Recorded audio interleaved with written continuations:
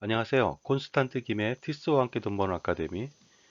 이번 시간에는요, 돈 버는 부동산, 지분 적립형 주택의 효과와 문제점에 대해서 말씀 나눠보도록 하겠습니다.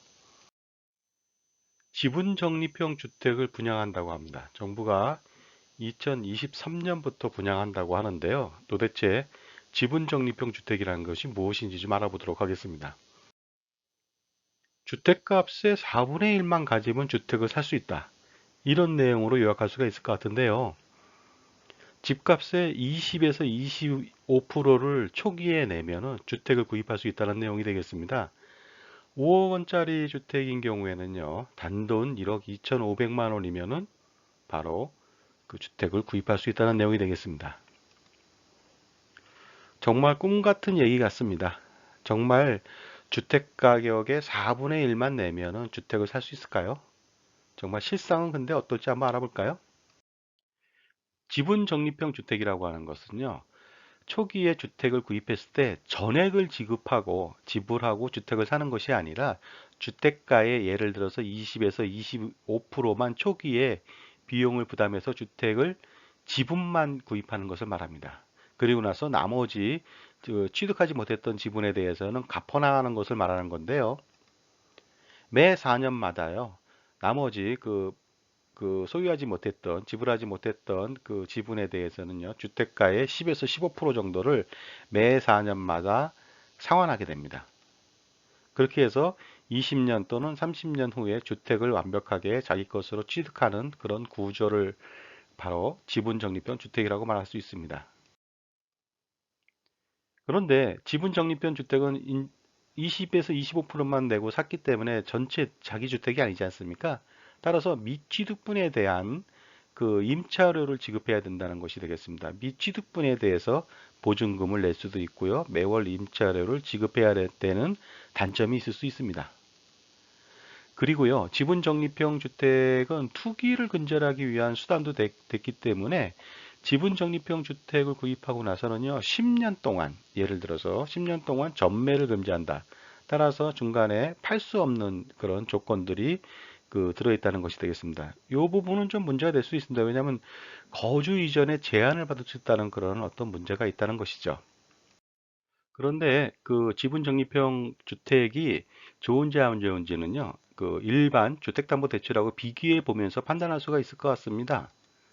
한번 알아보도록 하겠습니다. 지분 적립형부터 알아보겠습니다. 주택가격이 5억 원이라고 가정했을 때 초기 필요자금은 25%만 가정한다면 1억 2,500만 원 정도가 소요될 것으로 판단합니다. 나머지 3억 7,500만 원에 대해서는 임차료를 매월 부담해야 되는데요. 임차 보증금 한 1억 원 정도 예상한다면 초기 필요 자금은 토탈 2억 2,500만 원 수준이 될 것 같습니다.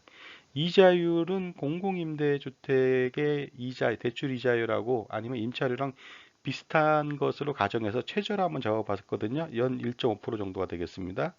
자, 월 상환액 알아볼까요? 비록 지분 적립형은 4년마다 집값의 15% 정도씩 계속 갚아나가지만 그걸 20년 동안 원금을 균등하게 상환한다고 가정했을 때 매월 금액을 한번 판단해 보겠습니다. 그러면 월 단위로 114만 5,833원의 원금을 상환해야 되고요.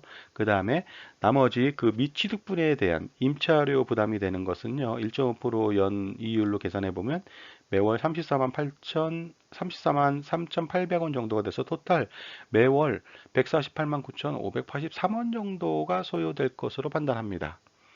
지분 적립형 같은 경우는 매달 원금을 상환하지는 않습니다. 4년마다 상환하는데 매월 원금 균등 상환이라고 가정했다는 것인데요. 좀 부담은 좀 되죠. 모았다가 4년마다 한 번씩 갚아야 되니까요.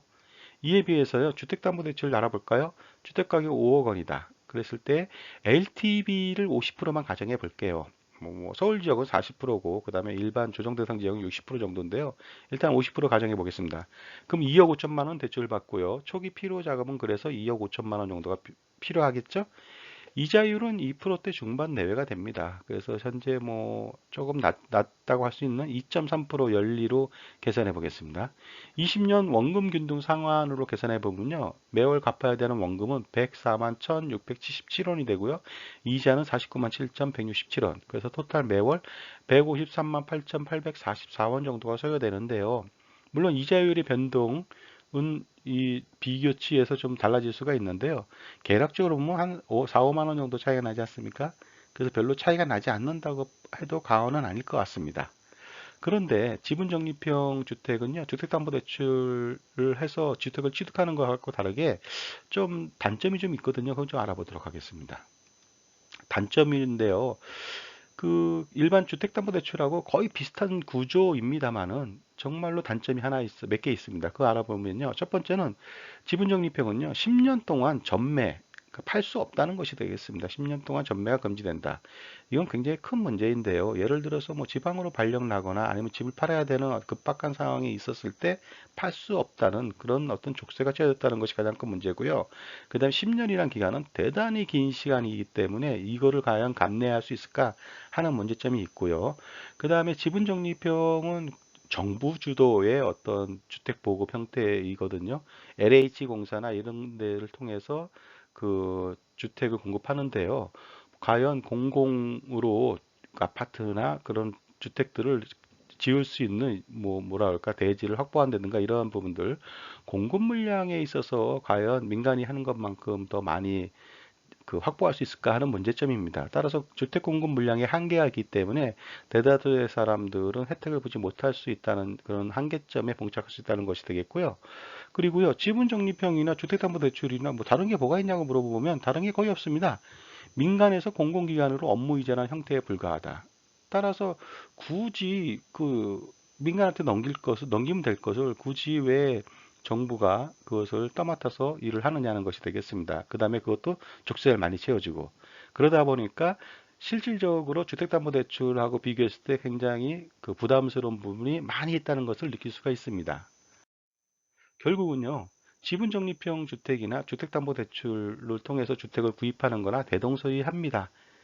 다만 사는 사람들은요, 과연 이거 누구한테 이자를 내느냐, 누구한테 임차료를 내느냐, 공공기관이냐, 은행이냐, 이 차이거든요. 그러다 보니까 그 비슷한데, 그럼에도 불구하고 각종 통제를 하니까 굉장히 지분적립형 주택 같은 경우는 부담스럽다는 것이 되겠습니다. 그래서 결국은 뭐냐면 다 비슷한데 쓸데없이 관리라고 하는 부분만 별도로 또 생긴 것 같은, 추가로 생긴 것 같은 그런 느낌이 듭니다. 따라서 규제 완화를 하거나 아니면 철폐를 하거나 시장경제 체제를 존중하는 정책이 필요한 것이지 이렇게 해서 관주도의 어떤 보급 정책들은 무리가 있다고 판단이 됩니다. 솔루션이 있을까요? 당연히 있다고 봅니다. 그 주택담보대출 비율 LTV라고 하죠. 현재 뭐 최고 60%고 아니면 뭐 40% 수준인데요. 상향 조정해서 누구나 주택이 없는 사람들은 주택을 살 수 있게끔 누구나 그 진입장벽을 좀 낮출 필요가 있다는 것이 되겠습니다. 상향 조정 얼마가 될지 정확하게는 판단할 수 없으나 70% 80% 정도 선에서 올려준다면은 굳이 지분적립형 주택을 살 필요도 없고요. 그 물량도 얼마 안 되고 통제받을 필요도 없다는 것이 되겠습니다. 그와 더불어서 DTI나 DSR도 좀 완화시켜가지고 그 신용사회의 어떤 근간을 좀 보여줄 필요가 있을 것 같습니다.